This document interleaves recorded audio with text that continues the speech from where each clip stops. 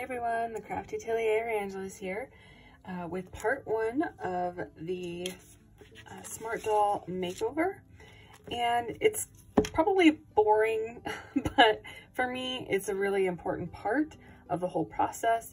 And it's basically planning out what I want to do and how I want to do it and what materials I need and everything like that. So just wanted to take you through a little journaling here that I did of her. As you can see, I kind of put up some stickers that I thought would work best for her. I put down some different things here about her name, where she lives, just trying to get a backstory in my mind of how she's like, that kind of thing. So I don't know if anybody else does this. It's sort of like a storyboard of sorts, but yeah, I liked the stickers a lot, so that's kind of what I went with. And then of course planning out all the parts, but then just sketching out different things that I thought would work for this. Whether or not it's going to work, who knows? But that's that. I think it's a very important part to any character design, even if it's just scribbled on like a napkin or something. So the very first thing I want to show you guys is the patterns from Smart Doll. These are free on Smart Doll website, and I will link that below if you're interested. And I printed off all the pair ones and then the shoes, because apparently the shoes are the same. And they have two different shoe types that you can print off. This is, I want to say this is a Tabi or Tabai, or yeah, something like that. I don't know the pronunciation, so forgive me for that. But there's only 3 different pieces here. This might work well. This is more for a softer shoe, so I may work with this one, but I also like this one as well. This is for a lace-up boot, so it has an inner and outer. This is more of like a hard leather, but yeah, I might work with this one as well. I'm not sure, so I'm still working on that. But I do have the patterns printed out. I do have them cut. Of course, this will probably be my very first thing, is the stain prevention pattern. And I will be making these along with the pants. I don't know if I'll separate them in different videos or not, but then we have the Tokyo jeans for the pear body. So these are all of the different pieces, pockets, things like that. Things I probably won't need, but at least I have the pattern for it, and it's ready to go. There's also this pattern as well I might take from, which is the cargo pants. The cargo pants are in different pieces here, but there is a knee piece, so I may, you know, mix and match and make some of my own. Here's a couple more pieces of that. So this is the knee part, so it'd be like that. So I'm not sure what I will end up doing, but yeah, so patterns are always good to work from, even if it's just starting from something instead of starting from scratch, because starting from scratch can be very, very discouraging. And it may wind up being that you never even start. So doing something like this and then just making it your own is a pretty good spot to be in. So how I like to do that is basically I have some scrap bags. So I will be putting my patterns on these. They're a lot more durable than just paper or tissue paper or something like that. And I have some of it, so I like to recycle, and so that's what I'll do for that. Some are bigger pieces, which is great.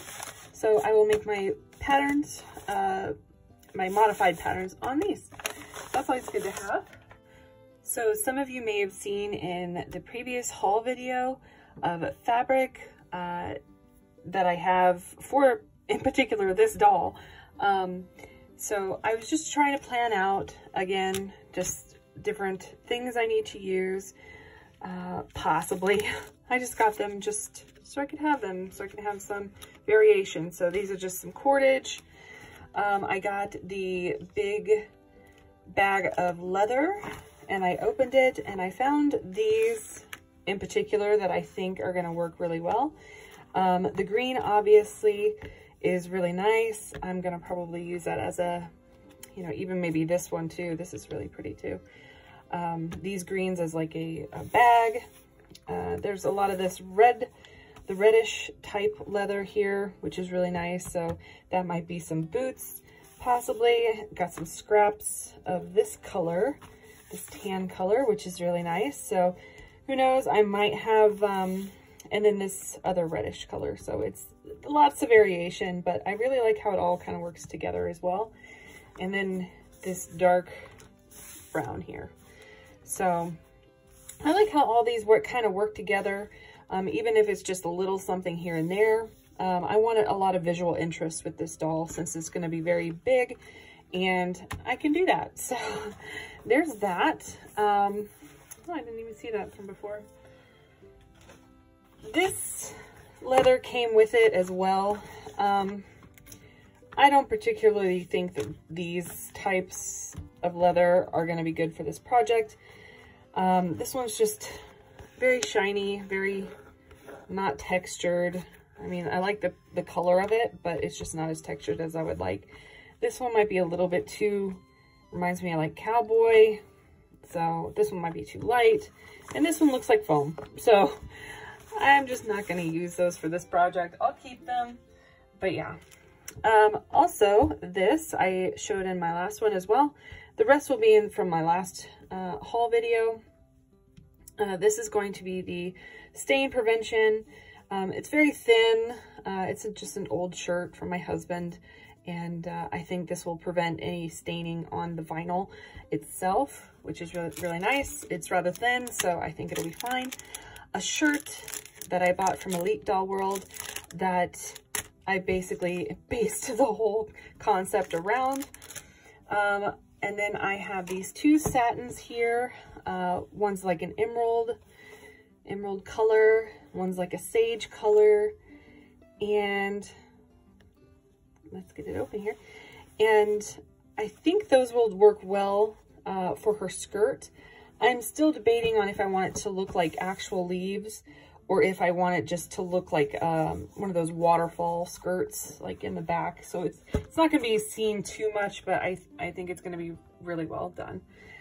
I also have these two. This is like a camel stretch khaki.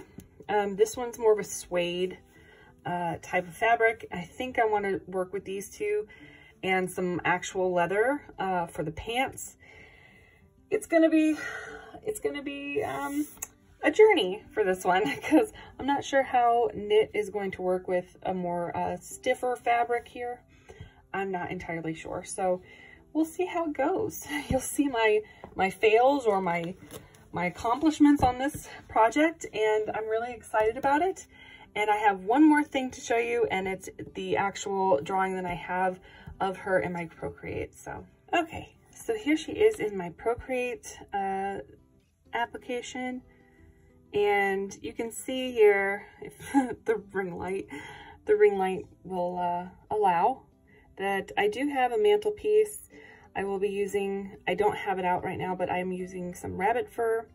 I need to get her a stick from outside for a staff, and then I'm doing some leather pauldrons or epaulets, and the little bag, the corset, the little Cory Cutie up in there. I might do a little hair or ear design here with the leather. Her boots, again, I tried out two-tone and not two-tone. I really like the two-tone.